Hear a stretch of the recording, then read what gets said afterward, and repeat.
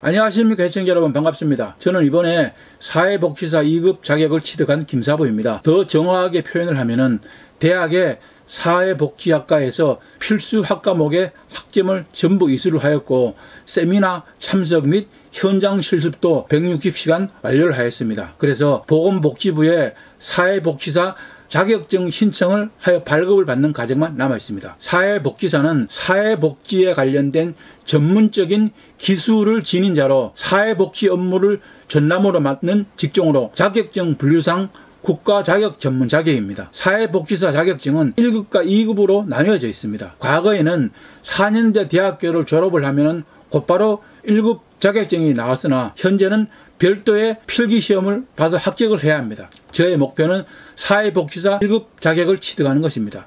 사회복지사 1급은 1년 이상 사회복지 관련 기관에서 근무를 해야 사회복지사 1급 응시 자격이 주어집니다. 그리고 12월에 원서 접수를 하고 추가 접수와 시험은 1월에 실행을 합니다. 그리고 정답 발표는 2월에 있고 최종 합격자 발표는 3월에 있습니다. 그리고 시험 과목은 전체 8과목으로 1교시의 사회복지 기초인데 인간행동과 사회환경, 사회복지조사론, 2교시의 사회복지 실천인데 사회복지 실천론과 사회복지 실천 기술론, 지역사회복지론, 3교시의 사회복지정책과 제도인데 사회복지정책론, 사회복지행정론, 사회복지법제론 이렇게 치러지게 됩니다.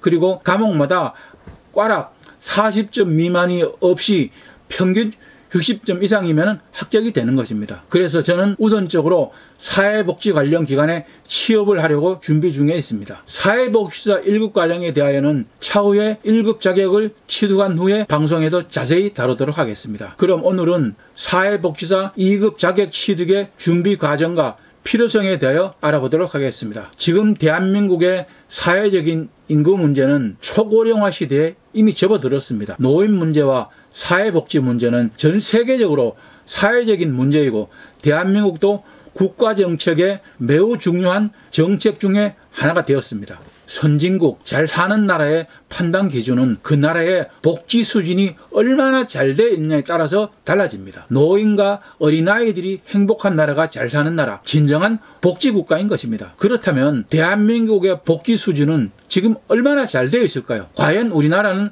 복지 수준이 선진국의 반열에 올라 있다고 장담을 할 수 있을까요? 저는 전혀 아니라고 판단을 합니다. 대한민국은 OECD 국가들 중에서 노인 빈곤율이 세계 1위, 노인 자살률도 세계 1위, 인구 저출산율도 세계 1위라는 불명예스러운 국가이고 국민들의 복지 수준도 거의 바닥인 나라입니다.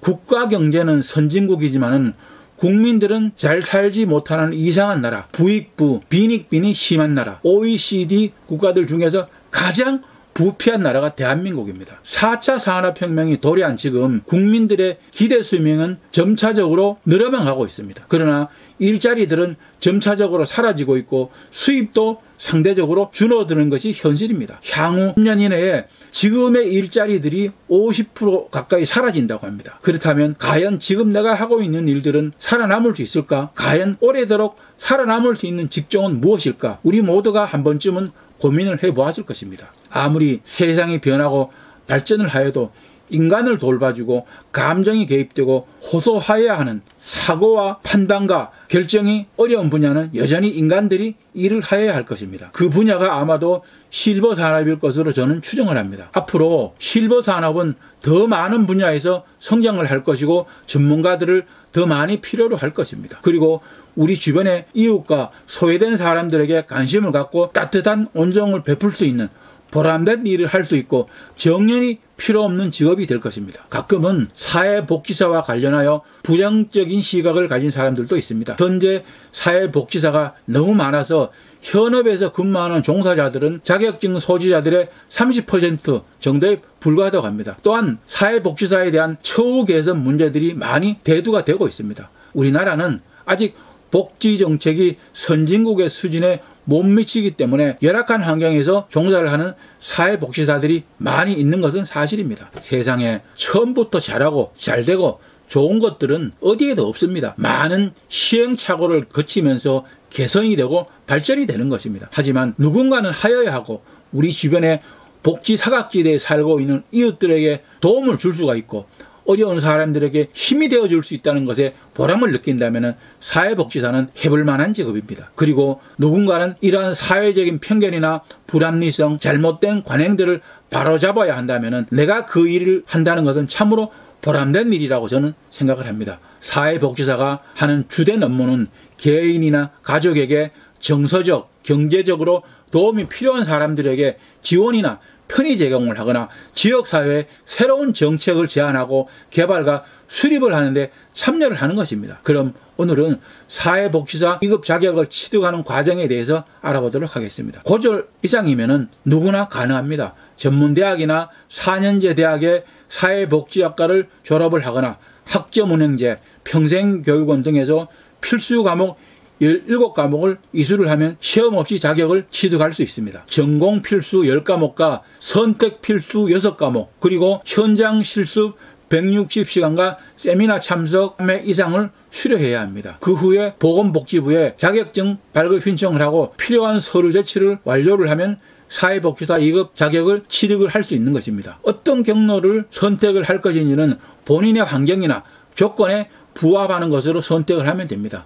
저는 사이버대학에서 사회복지학과를 전공하면서 학점을 이수하였고 현장 실습 과정을 모두 마친 사례입니다. 본인이 열심히만 한다면 장학금을 받고 공부를 할 수도 있습니다. 교재는 학기마다 학교의 학과 사이트에 올라오기 때문에 무료로 이용을 할 수가 있습니다. 저는 전체 학기 동안에 등록금 전액을 장학금으로 지원을 받아서 사비는 1원도 지불하지 않고 공부를 하였습니다. 직장을 다니면서 병행을 할 수도 있지만 쉽게 보고 판단을 하거나 시작을 하였다가는 포기를 하는 경우가 많이 있습니다. 지금 현재 취업을 준비 중이거나 요양보호사 업무에 종사하는 사람들은 도전을 해볼 만하다고 권유를 합니다. 사회복지사가 되면 할 수 있는 일들은 많이 있습니다. 취업이 가능한 근무기관은 복지관, 사회복지센터, 병원, 요양병원, 학교, 아동, 청소년, 장애인들의 거주시설, 요양원, 대기업 사회공헌팀, 공단, 사회복지재단,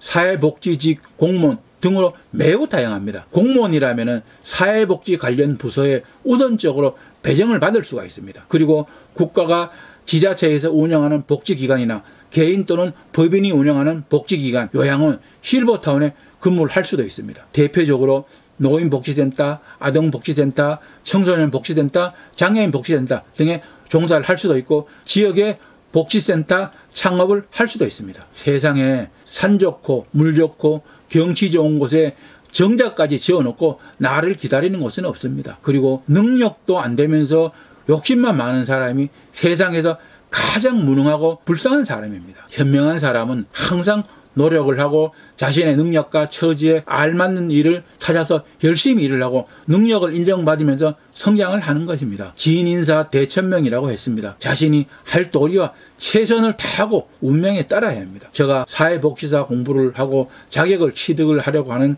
최종 목적은 실버타운형 요양원의 설립과 운영을 잘하기 위해서입니다. 전문 지식과 경험을 바탕으로 마지막 남은 모든 것을 투자하여 누구나 함께 살고 싶은 곳, 노후를 이곳에서 마무리하고 싶어하는 곳, 가족들이 믿고 의탁할 수 있는 곳을 설립하여 편안한 여생을 지낼 수 있도록 하는 것입니다. 물론 저 또한 이곳에서 뼈를 묻을 것입니다. 그래서 오래전부터 10년 이상 기획을 하여왔고 공부를 하면서 함께할 인재들을 구하고 있고 준비를 하고 있습니다.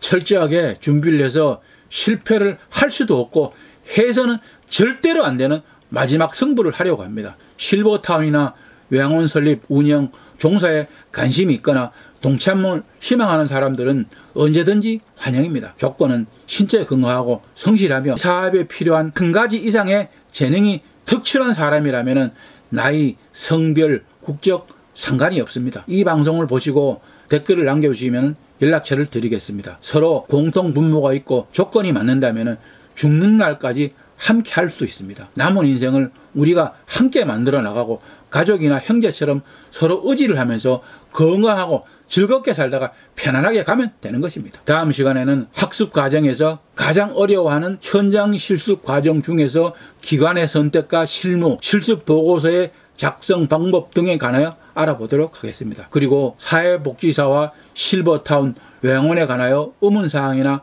함께 좋은 의견들의 공유를 원하시는 분들은 네이버 밴드 건강하고 행복한 노후생활 가입을 하시면 됩니다. 오늘은 여기까지만 하겠습니다. 오늘도 저희 방송이 여러분들에게 많은 도움이 되었습니까? 시청자 여러분들을 생각하면서 열심히 준비해 보았습니다. 여러분들에게 많은 도움이 되었으면 좋겠습니다. 그렇다면 시청자 여러분, 좋아요, 구독하기 꼭 눌러주는 거 잊지 마십시오.